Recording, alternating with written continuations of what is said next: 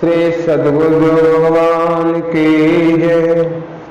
श्री राधा कृष्ण चरण कमलेभ्यो नमः।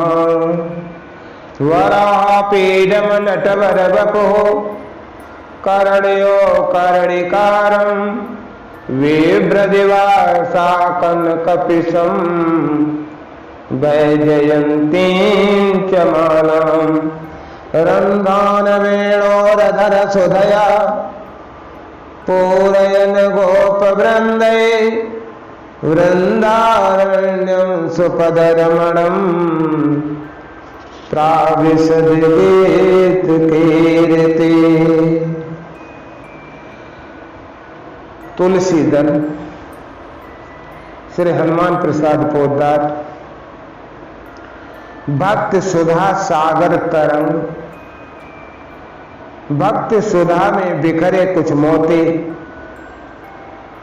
जो पूज्य भाई जी की वाणी से लिए गए हैं, आज हम लोग श्रवण करते हैं। भक्ति भक्त भगवंत गुरु चतुर नाम बपु एक, इनके पद बंधन किए नासत विघ्न अनेक। प्राणी मात्र पूर्ण और नित्य सुख चाहते हैं।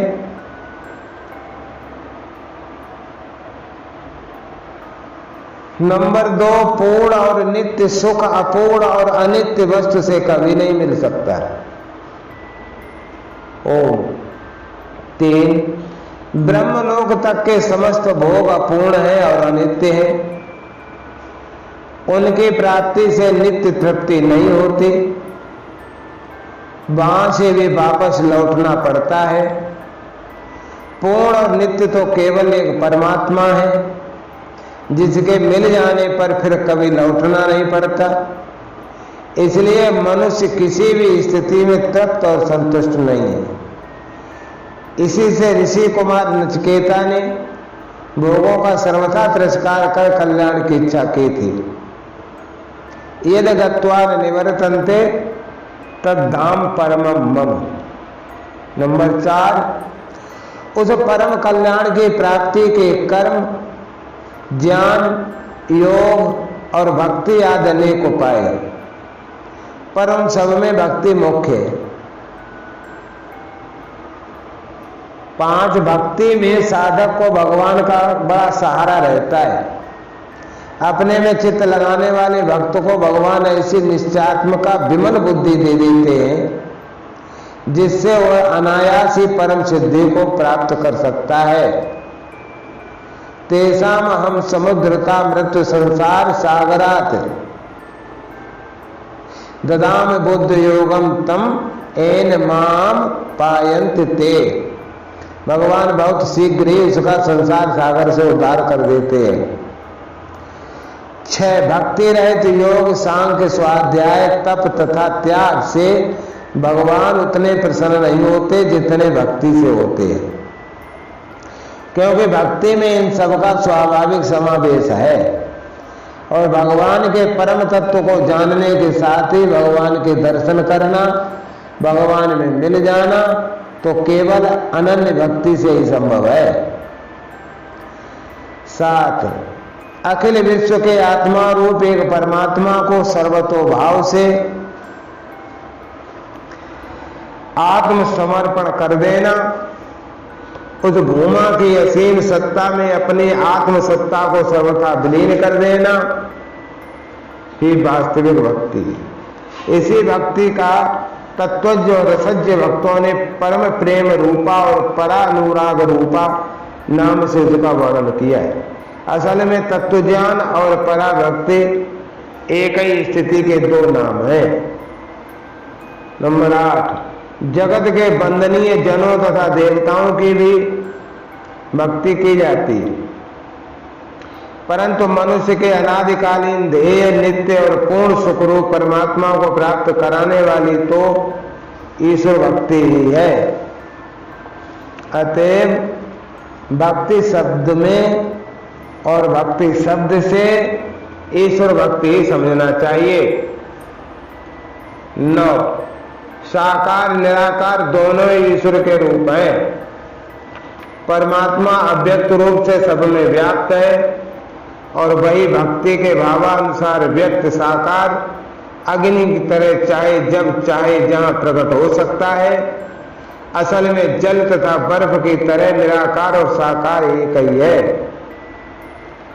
नंबर 10 भगवान के किसी भी साकार स्वरूप के या निराकार की भक्ति की जा सकती है। यह भक्त की प्रकृति, रुचि, अधिकार और अवस्था पर निर्भर करता है। 11 मुख्य के अतिरिक्त उसी के साधन स्वरूप गौड़ी भक्ति 3 प्रकार की है। साधक के स्वभाव भेद से ही भक्ति में इस भेद की कल्पना है। नंबर 12 जो भक्ति हिंसा, दंभ, मत्सरता, क्रोध और अहंकार से कामना पूर्ति के लिए की जाती है वो तामसी भक्ति है। 13 जो भक्ति विषय, यश या ऐश्वर्य की कामना से भेद दृष्टि पूर्वक केवल प्रतिमा आदि की पूजा के रूप में की जाती है वो राजस है। 14 जो भक्ति पापनाश की इच्छा से समस्त कर्म फल परमात्मा में अर्पण करके परमात्मा की प्रीति के लिए यज्ञ करना कर्तव्य है समझकर भेद दृष्टि से की जाती है वो भक्ति सात्विकी है। 15 इन तीनों में कामना और भेद दृष्टि रहने से इनको गौड़ी भक्ति कहते हैं। इनमें तामस से राजस और राजस से सात्विक श्रेष्ठ है। इनके साधन से साक्षात मुक्ति मिलती है, साक्षात मुक्ति नहीं मिलती, परंतु सर्वथा न करने की अपेक्षा तो ठीक ही है। मनुष्य को चाहिए कि सात्विकी न हो सके तो कम से कम राजस से ही भक्ति का साधन अवश्य करना चाहिए। नंबर 16 गीता में आर्त अर्थार्थी, जिज्ञासु और ज्ञानी ये 4 प्रकार के पुण्यात्मा और उदार भक्त बतलाए। इनमें से पहले 3 गौण और चौथा मुख्य भगवान का आत्मा ही है।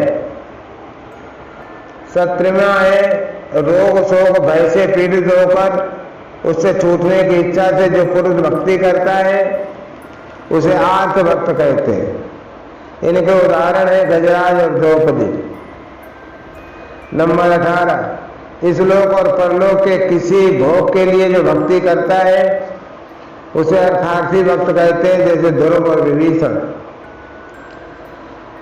19 ये दोनों प्रकार की भक्ति राजसी के अंतर्गत ही आ जाती है। वास्तव में भगवान की भक्ति में किसी प्रकार की कामना नहीं करनी चाहिए, पर किसी तरह से भी की हुई भगवान की भक्ति अंत में साधक के हृदय में प्रेम पैदा करके उसका परम कल्याण कर ही देती है। जैसे ध्रुव, विभीषण, गजराज, द्रौपदी आदि के उदाहरण प्रत्यक्ष मिलते हैं। नंबर 20 विषयों की कामना भगवान का यथार्थ महत्व न जानने के कारण से ही होती है। इससे जो पुरुष भगवान के रहस्य को यथार्थ रूप से जानने के लिए भक्ति करता है वो जिज्ञासु कहलाता है। उसे अन्य कोई कामना नहीं रहती है, इसलिए वो पूर्वोक्त दोनों से उत्तम माना गया। वास्तव में स्वरूप जाने बिना भक्ति किसकी और कैसे हो। 21 भगवान को यथार्थ जानकर जो अभेद भाव से निष्काम और अनन्य चित्त होकर भक्ति करता है वो ज्ञानी भक्त है। ऐसे तन्मय एकांत भक्त को ही श्री नारद जी ने मुख्य बतलाया है। वास्तव में जो अपने में भगवान की भावना करके सब प्राणियों में अपने को और भगवत स्वरूप आत्मा में सबको देखता वही श्रेष्ठ भागवत है। परंतु इस प्रकार के सर्वत्र वासुदेव को देखने वाले भक्त जगत में अत्यंत दुर्लभ है। वासुदेव सर्वमिति भगवान के सम्यक ज्ञान बिना भजन का परम आनंद स्थायी और एक सा नहीं होता। 22 भजन की एकतांतता में श्री नारद जी ने गोपियों का दृष्टांत देकर यह बतलाया है कि गोपियों की भक्ति अंधी नहीं थी, वे भगवान को यथार्थ रूप से जानती थीं। गोपियों की परमोच्च भक्ति में व्यभिचार देखने वालों की आंखें और बुद्धि दोनों दूषित हैं। नंबर 23 ज्ञानी भक्त भगवान को आत्मवत प्रिय होते हैं। ये नहीं समझना चाहिए कि आत्माराम ज्ञानी पुरुष नित्य बोध रूप में अभिन्न स्थित होने के कारण भक्ति नहीं करते। सच्ची अहेतु की भक्ति तो वे ही करते। भगवान के गुण ही ऐसे विलक्षण है कि सुखदेव सरीखे आत्माराम मुनियों को भी उनकी अहेतु की भक्ति करनी पड़ती है। नंबर 24, भगवान ही सब भूतों के भीतर बाहर और सर्वभूत रूप से स्थित है। ये जानकर भक्तगण उस सर्वव्यापी भगवान के गुण सुनते ही सब प्रकार की फलाकांक्षा से रहित होकर गंगा का जल जैसे स्वाभाविक एक बहकर समुद्र के जल में अभिन्न भाव से मिल जाता है, वैसे ही अपनी कर्म गति को विच्छिन्न भाव से भगवान में समर्पण कर देते हैं। इसी का नाम निर्गुण या निष्काम भक्ति है और इसी को अहेतुक की भक्ति भी कहते हैं। 25, ऐसे अहेतुक भक्त आप्तकाम, पूर्ण काम और अकाम होने के कारण भगवत सेवा के स्वाभाविक आचरण को छोड़कर अन्य किसी वस्तु की इच्छा नहीं करते। संसार के भोग और स्वर्ग सुख की तो गिनती ही क्या, वे मुक्ति भी नहीं ग्रहण करते। मुक्त निराधर भगत लुभाने, भगवान स्वयं उन्हें सालोक सृष्टि, सामीप्य, सारूप, सायुज्य, ये 5 प्रकार की मुक्ति देना चाहते हैं, फिर वे लेते नहीं। ये आत्यांतिक एकांत भक्ति है। ऐसे भक्त श्रद्धा युक्त होकर अनिमित्त माया भोग को त्याग कर हिंसा द्वेष से रहे तो विविध कर्मियों का निष्काम आचरण करते हैं। भगवान का दर्शन, सेवन, अर्चन, स्तवन और भजन करते हैं। धैर्य और वैराग्य से युक्त होकर प्राणी मात्र में भगवान के दर्शन करते हैं। महात्माओं का मान, दीनों पर दया और समान अवस्था के लोगों से मैत्री करते हैं। एवं नियम का पालन, भगवत कथाओं का श्रवण, भगवान नाम कीर्तन और अहंकार तथा कपट छोड़कर विनीत भाव से सदा सर्वदा सत्संग करते हैं। 27, इसी भक्ति को पराभक्ति कहते हैं और पराभक्ति को प्राप्त करने का क्रम यह है कि पहले विशुद्ध बुद्धि, फिर एकांत सेवी, फिर मिताहारी होकर मन, वाणी, शरीर को बस में कर दृढ़ वैराग्य धारण कर नित्य ध्यान धारणा रहकर सात्विकी धारणा से चित्त को बस में करके विषयों का त्याग करके राग द्वेष को छोड़कर अहंकार, बल, दर्प, काम, क्रोध, परिग्रह से रहित होकर ममता मोह को त्याग कर जब साधक शांत चित्त हो जाता है तब वो ब्रह्म ज्ञान के योग्य होता है। तदनंतर ब्रह्मीभूत होकर किसी वस्तु के जाने में शौक या किसी वस्तु के प्राप्त करने की आकांक्षा का सर्वथा त्याग कर जब प्रसन्न चित्त से समस्त प्राणियों में समभाव से परमात्मा को देखता है तब उसे पराभक्ति मिलती है। इस पराभक्ति से वो भगवान को यथार्थ जानकर उसी क्षण भगवान में मिल जाता है।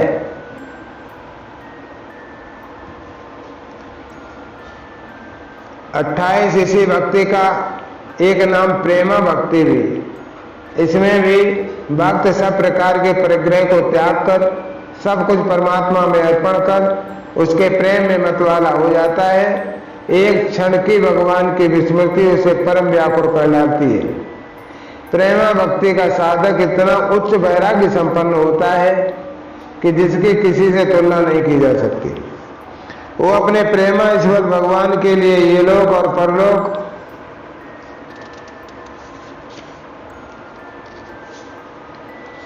के समस्त भोगों को सदा के लिए तिलांजलि देकर अपने आचरणों से केवल हरि को ही प्रसन्न करना चाहता है।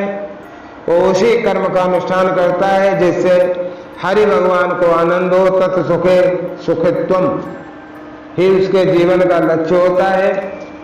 वो अपना सिर तो हथेली पर रखे घूमता ही है।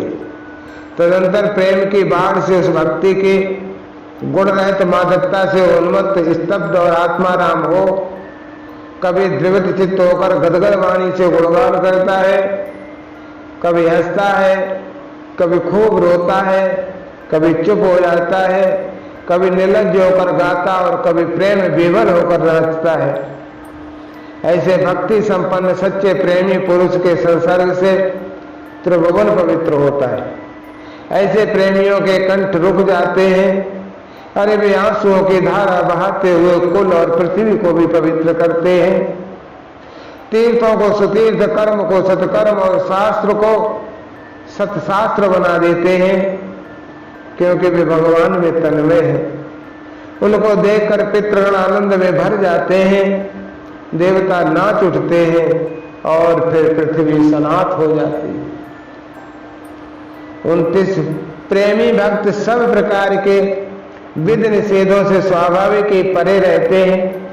आगे चलकर वे भक्त तद्रूप हो जाते हैं और समस्त जड़ चेतन जगत में केवल हरि का स्वरूप ही देखते हैं। उनका मैपन भगवान में सर्वथा विलीन हो जाता है। यही प्रेमा भक्ति का परिणाम है। 30 इसी का एक नाम अनन्य भक्ति भी है। जो साधक अनन्य भाव से भगवान के लिए ही सब प्रकार सब कर्म करता है, भगवान के परायण रहता है, भगवान का ही भक्त है, स्त्री पुत्र स्वर्ग मोक्षादि में आसक्ति से रहित है और संपूर्ण प्राणियों में सर्वथा निर्भय रहता है, वो भगवान को ही पाता है। ऐसे भक्त के पूर्वकृत समस्त पाप बहुत शीघ्र नाश हो जाते हैं और उसके योगक्षेम का बयन स्वयं भगवान करते हैं। 31 इस प्रकार हेतु की परा एकांत विशुद्ध निष्काम प्रेमा अनंत आदि सब एक ही उच्चतम भक्ति के कुछ रूपांतर वेद है। इस परम भक्ति को प्राप्त करना ही भगवत प्राप्ति का प्रधान उपाय है। गौणी भक्ति भी इसी फल को देती है। इस परम भक्ति का परिणाम, इसी का दूसरा नाम भगवत प्राप्ति है। भावुक भक्त तो इसे मोक्ष से भी बढ़कर समझते हैं। 32 प्रसिद्ध महाराष्ट्र भक्त एकनाथ महाराज ने आर्थ जिज्ञासु अर्थार्थी और ज्ञानी की व्याख्या दूसरी तरह से की। उनका भाव यह है कि मूल श्लोक में जब भक्तों का आर्थ जिज्ञासु अर्थार्थी ज्ञानी ये क्रम आया है, तब हमें अर्थ करने में ये क्रम क्यों बदलना चाहिए। ज्ञानी तो भगवत रूप है, बाकी तीनों के लौकिक और पारमार्थिक दोनों अर्थ करके वे पारमार्थिक अर्थ ग्रहण करने को कहते हैं। आर्थ का अर्थ वो लगाते हैं कि रोगी लौकिक अर्थ, भगवत प्राप्ति के लिए व्यथित पारमार्थिक अर्थ। जो भगवत प्राप्ति के लिए व्यथित है वो आर्थ भक्त है। जिज्ञासु का अर्थ लगाते हैं वेद शास्त्र के जानने का इच्छुक, लौकिक अर्थ, और भगवत तत्व के जानने के लिए वो देख करने वाला पारमार्थिक अर्थ है। अर्थार्थी धन की कामना वाला लौकिक अर्थ। सब अर्थों में एक भगवान ही परम अर्थ है, ऐसी दृढ़ भावना वाला भगवान का अर्थ ही यानी पारमार्थिक अर्थ है। इस अर्थ का क्रम देखने से उत्तरोत्तर उत्तमता समझ में आती है और भगवान के लिए जिसके हृदय में व्यथा उत्पन्न होती है वो अर्थ तदनंतर जो वेद शास्त्र पुराण आदि और साधु महात्माओं के सेवन द्वारा भगवान का अनुसंधान करता है वो जिज्ञासु और भगवान के सिवा अन्य सभी अर्थ अनर्थ रूप हैं यह जानकर सभी अर्थों में उस एक अर्थ को देखने वाला अर्थार्थी एवं उस अर्थ को प्राप्त कर लेने पर सब कुछ हरिमय है इस निश्चय पर सदा आरूढ़ रहने वाला ज्ञानी भक्त है। 33 इस भक्ति साधन की 9 सीढ़ियां हैं। श्रवण, कीर्तन, स्मरण, पाद सेवन, पूजन, बंधन, दास, साक्ष्य और आत्मनिवेदन। इस 9 के 3 विभाग हैं। श्रवण, कीर्तन, स्मरण से भगवान के नाम की सेवा होती है। पाद सेवन, पूजन, बंधन से रूप की सेवा होती है। दास, साक्ष्य और आत्मनिवेदन से भाव द्वारा होने वाली सेवा। इन 9 साधनों को इस तरह समझना चाहिए। श्रवण, भगवान की महिमा, कीर्ति, शक्ति, लीला कथा और उनके चरित्र, नाम, गुण, ज्ञान, महत्व आदि को श्रद्धा पूर्वक अतृप्त मन से सदा सुनते रहना और अपने को तदनुसार बनाने की चेष्टा करना। राजा परिच्छद, पृथु, उद्धव आदि इसी श्रेणी के भक्त हैं। श्रवण। अब इसके बाद आता है कीर्तन। भगवान के यश, पराक्रम, गुण, महात्म्य, चरित्र और नामों का प्रेम पूर्वक कीर्तन करना। कीर्तन स्वाभाविक होना चाहिए, इसमें कृत्रिमता न हो। कीर्तन केवल भगवान को रिझाने की शुभ भावना से हो, लोगों को दिखलाने के लिए न हो। कीर्तन नियमित रूप से हो, यथासंभव कीर्तन में बाजे और करताल का भी प्रबंध रहे तो ठीक है। कीर्तन के साथ स्वाभाविक नृत्य भी हो, समय समय पर मंडली बनाकर नगर कीर्तन भी किया जाए। स्वाभाविक कीर्तन वो है जो अपने मन की मौज से अपने सुख के लिए बिना प्रयास होता है। उसमें एक अनोखी मस्ती रहती है जिसका अनुभव उस साधक को स्वयं ही होता है, दूसरे लोग उसका अनुमान भी नहीं लगा सकते। मानवीय गुणज सारग्राही सत्पुरुष इसीलिए कलयुग की प्रशंसा करते हैं कि इसमें कीर्तन से ही साधक संसार के संग का त्यागी होकर परमधाम को प्राप्त करता है। महाप्रभु चैतन्य, भक्त तुकाराम और नरसिंह आदि इसके उदाहरण है। इस दोषपूर्ण कलयुग में यही एक भारी गुण है कि इसमें भगवान के कीर्तन से ही मनुष्य समस्त बंधनों से छूटकर परम धाम को प्राप्त करता है। सतयुग में भगवान के ध्यान से, त्रेता में यज्ञ से, द्वापर में सेवा से जो फल होता है वही कलयुग में केवल श्री हरि कीर्तन से होता है। अतएव जो आए दिन इस प्रेम पूर्वक हरि कीर्तन करते हुए घर का सारा काम करते हैं वे तो भक्तजन धन्य। भगवान के नाम के समान मंगलकारी और कुछ भी नहीं है। भक्त रूपी इमारत की नींव श्री भगवान ही है, भगवान नाम ही है। पूर्वकृत महान पापों का नाश करने में भगवान नाम प्रचंड दावानल है। भक्त अजामिल और जीवंती वैश्या का इतिहास प्रसिद्ध है, परंतु जो लोग दम्भ से या पाप करने के लिए ही भगवान का नाम लेते हैं वे तो पातकी। जो लोग नाम की आड़ में पाप करते हैं उनके वे पाप वज्रलेप हो जाते हैं। उन पापों को शुद्धि करने में यमराज भी समर्थ नहीं। ऐसा पद्म पुराण के ब्रह्मखंड में लिखा है। नारद, व्यास, वाल्मीकि, सुखदेव, चैतन्य, सूर, तुलसी, नानक, तुकाराम आदि कीर्तन श्रेणी के भक्त समझे जाते हैं। ये रहा कीर्तन। अब आता है नंबर स्मरण का। जैसे लोभी धन को और कामी कामिनी को स्मरण करता है उसी प्रकार नित्य निरंतर अनन्य भाव से भगवान का स्मरण करना चाहिए। भगवान के गुण और महात्म्य को बार बार स्मरण कर उस पर मुग्ध होना और उस गुणावली के अनुकरण करने का प्रयत्न करना चाहिए। जो मनुष्य अनन्य चित्त से नित्य निरंतर भगवान का स्मरण करता है उसके लिए भगवान बड़े सुलभ है। और जो मृत्यु समय भगवान का स्मरण करता है वो शरीर छोड़ता है और निसंदेह भगवान को प्राप्त होता है। अंतकाल में स्मरण वही कर सकता है जिसने जीवन भर भगवत स्मरण का अभ्यास किया। स्मरण के अंतर्गत ही ध्यान समझना चाहिए। स्मरण भक्ति में प्रहलाद, भीष्म, हनुमान जी, ब्रजबालाएं जी, विदुर, अर्जुन आदि समझने चाहिए। इसके बाद आता है पाद सेवन। श्रवण, कीर्तन, स्मरण तो निराकार निर्गुण भगवान का भी हो सकता है, परंतु पाद सेवन से लेकर आत्मनिवेदन तक में साकार की आवश्यकता होती है। भक्त श्री भगवान के जिस रूप का प्रेमी है उपासक है उसको उसी का चरण सेवन करना चाहिए। भगवत पदारविंद सेवन भक्ति में प्रधान साधन है। महादेवी श्री लक्ष्मी जी सदा भगवान के पास सेवन में प्रवृत्त रहती हैं। तो जब तक ये जीव श्री भगवान के चरणों का आश्रय नहीं लेता तभी तो धन, घर, परिवार के लिए शोक, भय, इच्छा, तिरस्कार, अतिलोभ आदि के द्वारा सताया जाता है। ज्ञान वैराग्य युक्त होकर योगी लोग भक्ति योग से भगवान के चरणों का आश्रय लेकर निर्भय हो जाते हैं। श्री लक्ष्मी जी, रुक्मणी जी आदि इसमें प्रधान है। जगत में प्राणी मात्र को भगवत रूप समझकर आवश्यकता अनुसार सबकी चरण सेवा करनी चाहिए। स्त्री पति को, पुत्र माता पिता को और शिष्य गुरु को परमात्मा मानकर उनकी चरण सेवा करे। पूजन, अपनी रुचि के अनुसार मनसा वाचा कर्मणा भगवान की पूजा करना अर्चन या पूजन कहलाता है।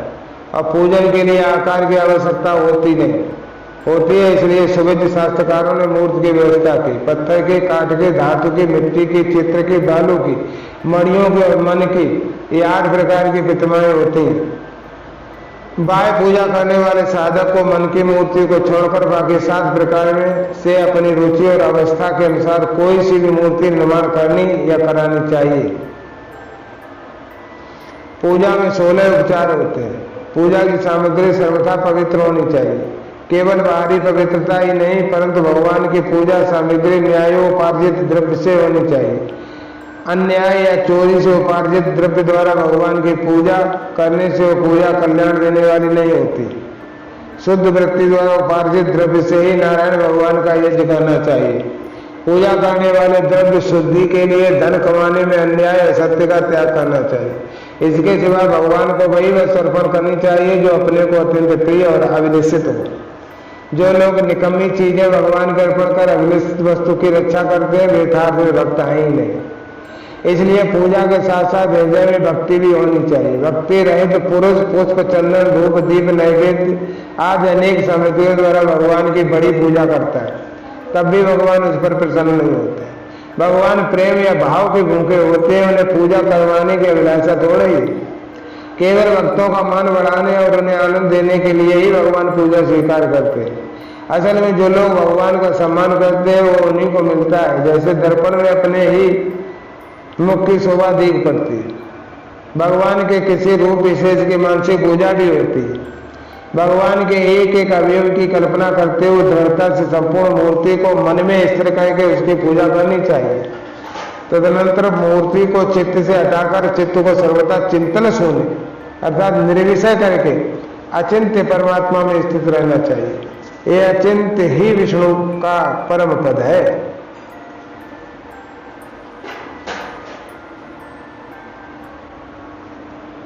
भगवान के अवतारों के दिव्य शरीरों का वर्णन पुराणों में पढ़कर तद अनुसार मूर्ति निर्माण या मन में कल्पना की जा सकती है।